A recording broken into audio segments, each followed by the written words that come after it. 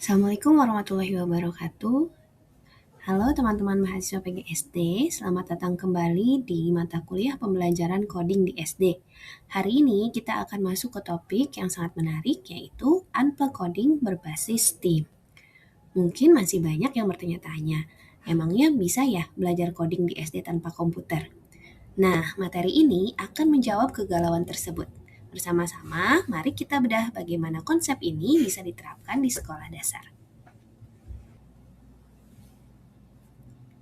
Coba kita renungkan sejenak. Apakah coding itu cuma urusan pelajaran TIK saja? Jawabannya tentu tidak. Di era sekarang, coding bisa kita selipkan di semua mata pelajaran. Pertanyaannya sekarang bukan lagi kapan, tapi bagaimana caranya? Di slide-slide berikutnya, kita akan lihat kalau coding itu sebenarnya adalah cara berpikir, bukan sekedar mengetik baris kode di depan layar.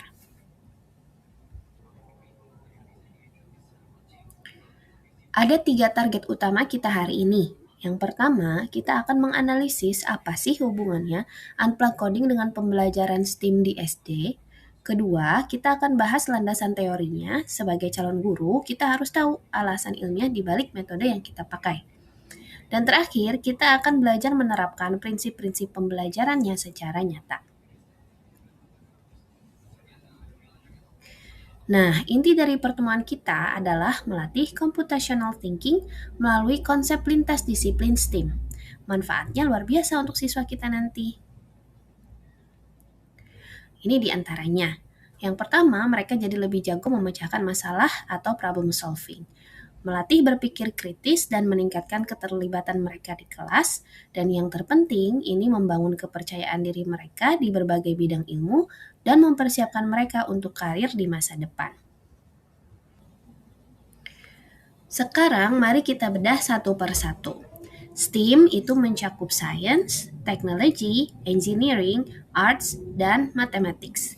Di sisi sains, kita melatih urutan langkah untuk memecahkan masalah ilmiah. Melalui teknologi, kita mengenalkan konsep pemrograman tanpa perlu alat digital.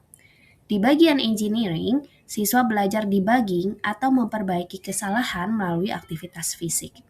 Untuk arts atau seni, kita bisa mendesain logika lewat cerita, dan di matematika, kita pakai pola serta logika untuk tantangan yang ada.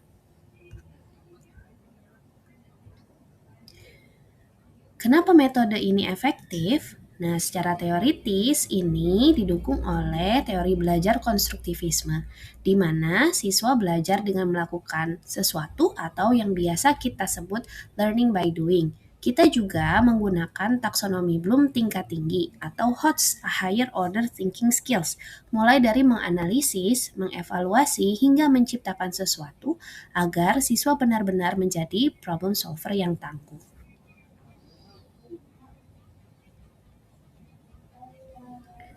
Selain itu, ada juga teori brain-based learning.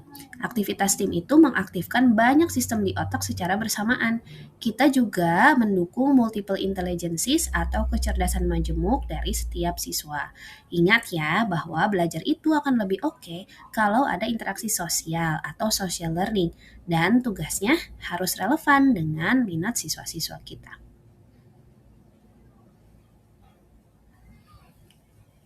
Sekarang kita masuk ke framework integrasinya.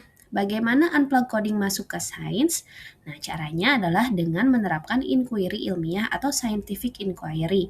Siswa bisa menggunakan pemikiran komputasional untuk memprediksi fenomena alam contohnya, membuat algoritma prosedur ilmiah langkah demi langkah, mengenali pola data, atau memecah suatu sistem yang rumit atau yang sebelumnya kita pelajari sebagai dekomposisi. Contohnya di sini adalah siklus air. Berikutnya integrasi teknologi. Ingat ya, teknologi di sini adalah sebagai alat berpikir, bukan sesuatu yang sophisticated atau canggih. Jadi walaupun tanpa listrik, anak-anak bisa belajar literasi teknologi. Mereka belajar kalau teknologi itu punya urutan logis atau di pertemuan sebelumnya kita bahas atau kita sebut sebagai algoritma. Lalu bisa mengulang proses atau looping. Kemudian mengambil keputusan, sebelumnya kita bahas tentang kondisional, dan menyimpan informasi menggunakan variabel. yang dibahas pada video di pertemuan minggu kemarin.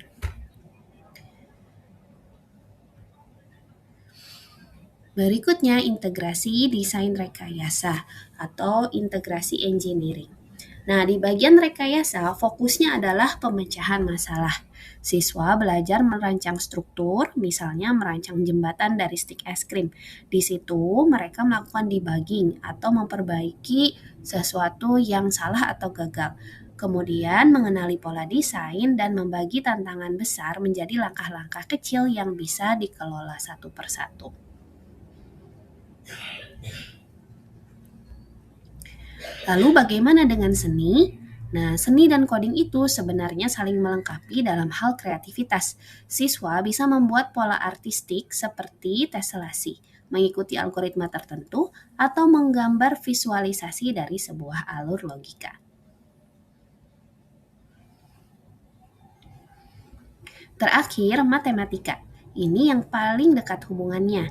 Coding membantu siswa menerapkan pemikiran algoritmik untuk soal cerita, menggunakan variabel untuk angka yang belum diketahui seperti pada aljabar, serta mengenali deret dan pola angka secara lebih seru seperti yang kita lakukan pada games di pertemuan-pertemuan sebelumnya. Sebelum kita tutup, ada beberapa prinsip yang harus diingat. Pertama, gunakan masalah nyata yang bermakna bagi siswa. Lalu, pakai material konkret atau benda nyata dan gerakan fisik.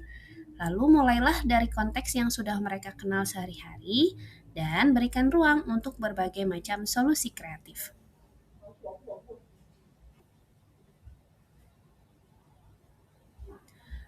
Oke, materinya sampai sini aja. Apakah ada pertanyaan? Silahkan tuliskan di kolom komentar. Nanti akan Ibu jawab lewat video berikutnya. Oke, sekarang giliran teman-teman. Dalam kelompok, silahkan rancang satu LKPD Unplugged Coding berbasis tim. Silahkan identifikasi dulu pilar computational thinking apa yang ingin kalian latih di LKPD tersebut. Jika ada pertanyaan, boleh nanti kita diskusikan via WhatsApp ya. Terima kasih atas perhatiannya. Sampai jumpa di pertemuan selanjutnya.